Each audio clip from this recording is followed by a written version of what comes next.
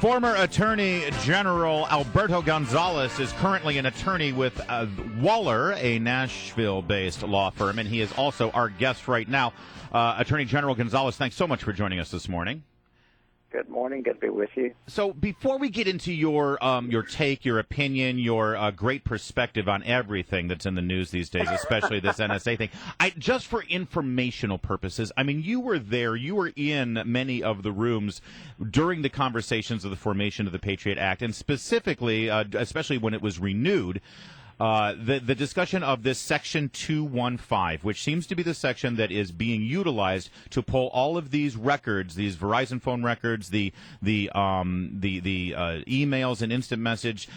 At the time when you were forming Section 215, the business records section of the Patriot Act, did you imagine that this is how it would be utilized?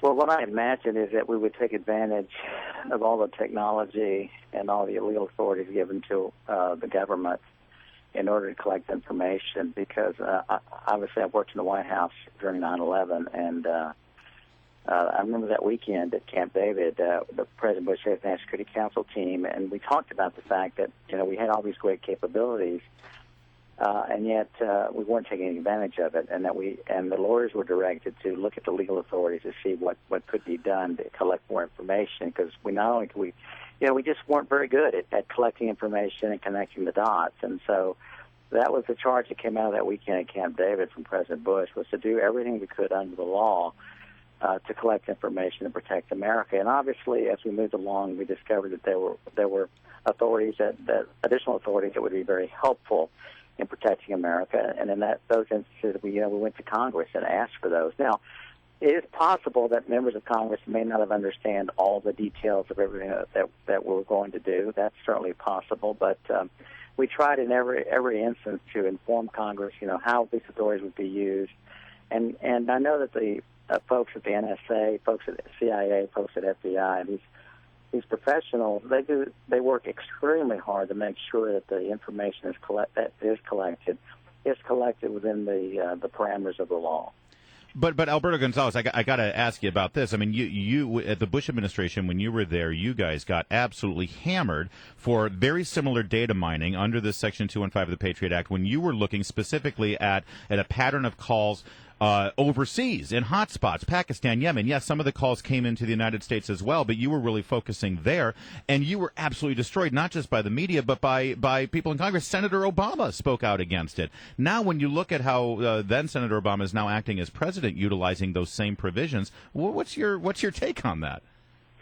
My take is I'm grateful for the fact that he understands today, as President of the United States, that these tools were absolutely essential to keep America safe, and that there is a balance that can be made and should be made and always has to be made with respect to liberty and security. And I think, the polls that I've seen, at least this morning, seem to indicate that the American public, they understand that as well, and that they believe it is important that our government take advantage of the technology to gather up information. So, I'll often ask this question: do I feel vindicated? I'm grateful for the fact that the current administration understands and agrees with the policies of the Bush administration in terms of keeping America safe.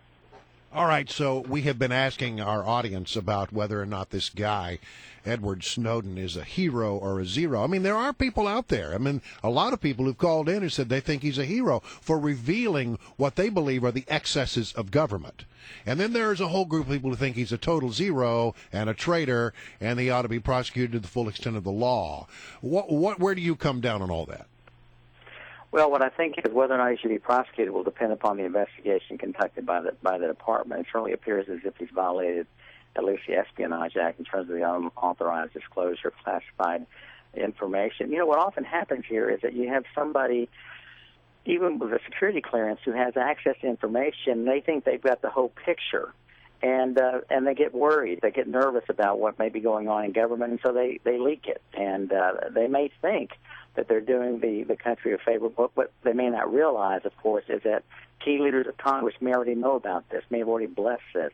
They may not know the Department of Justice at the highest level has approved this, and they're okay with it. They may not know that it's been approved by a court judge. And so oftentimes information gets leaked without the full picture. And even today, we're having this big debate about PRISM and email collection, things of that nature. But there is much about that program that we don't know about, the details that we don't know about. Hopefully, the program remains effective because we can continue to protect that information.